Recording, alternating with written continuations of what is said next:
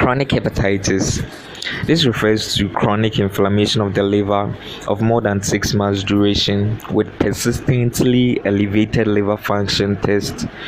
Chronic hepatitis can progress to liver cirrhosis, portal hypertension with upper gastrointestinal bleeding, hepatic encephalopathy, and hepatocellular carcinoma.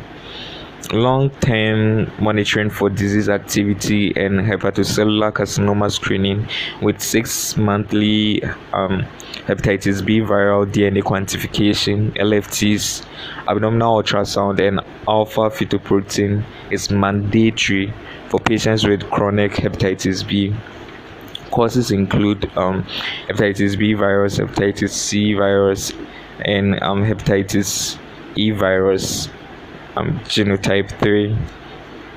Symptoms are arthralgia, recurrent fever, malaise, jaundice, lethargy, mild non-specific symptoms, and sometimes they are usually asymptomatic.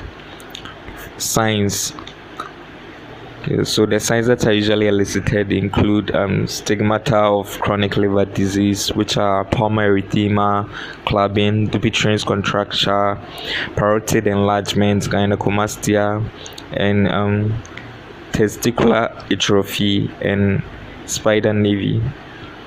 Signs of decompensated liver disease are jaundice, ascites, encephalopathy, peripheral edema in hypoalbuminemia, and purpura or skin bruising in coagulopathy.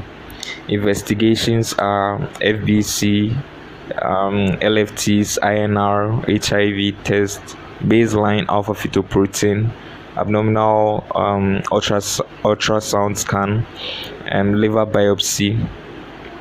For chronic hepatitis B surface antigen as HBsAg and HBc IgG, and hepatitis B E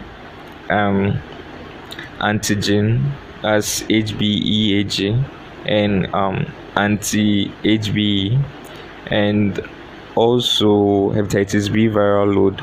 For chronic hepatitis C virus antibody testing is required, and hepatitis C virus RNA and hepatitis C virus genotyping. Treatment. The main treatment objectives are to prevent disease progression and complications, also to prevent hepatic encephalopathy, to improve synthetic liver function through viral suppression, and to prevent transmission. Non-pharmacological treatment.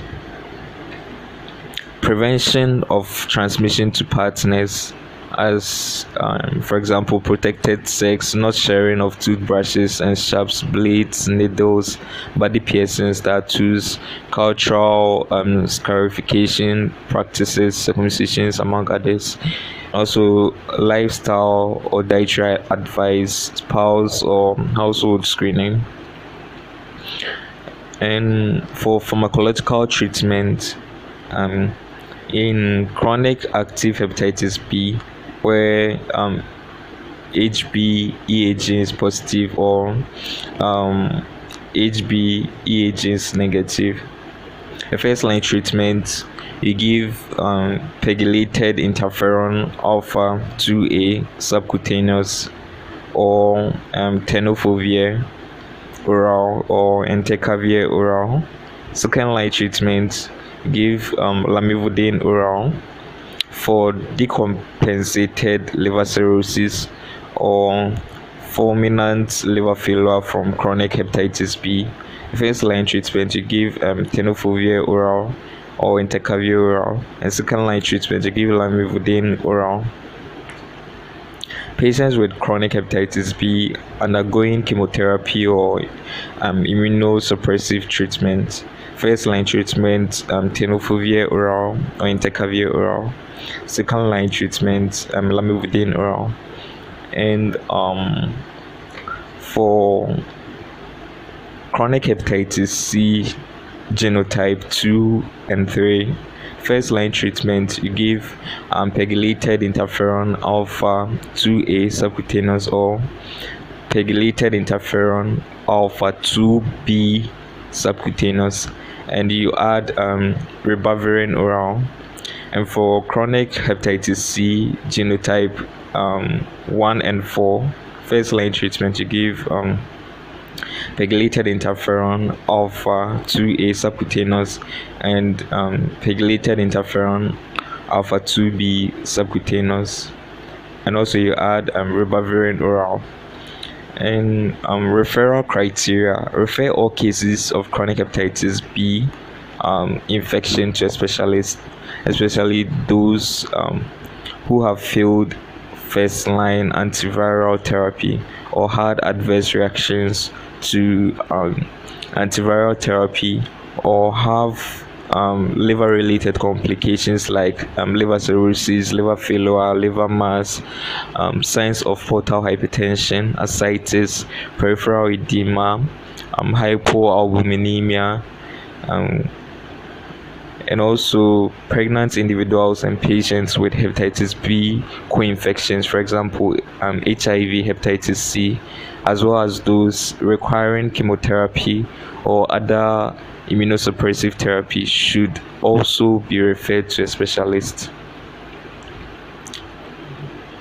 Also, refer all cases of chronic hepatitis C infections to a specialist, especially those who have failed first line antiviral therapy or had adverse reactions to antiviral therapy or have liver related complications.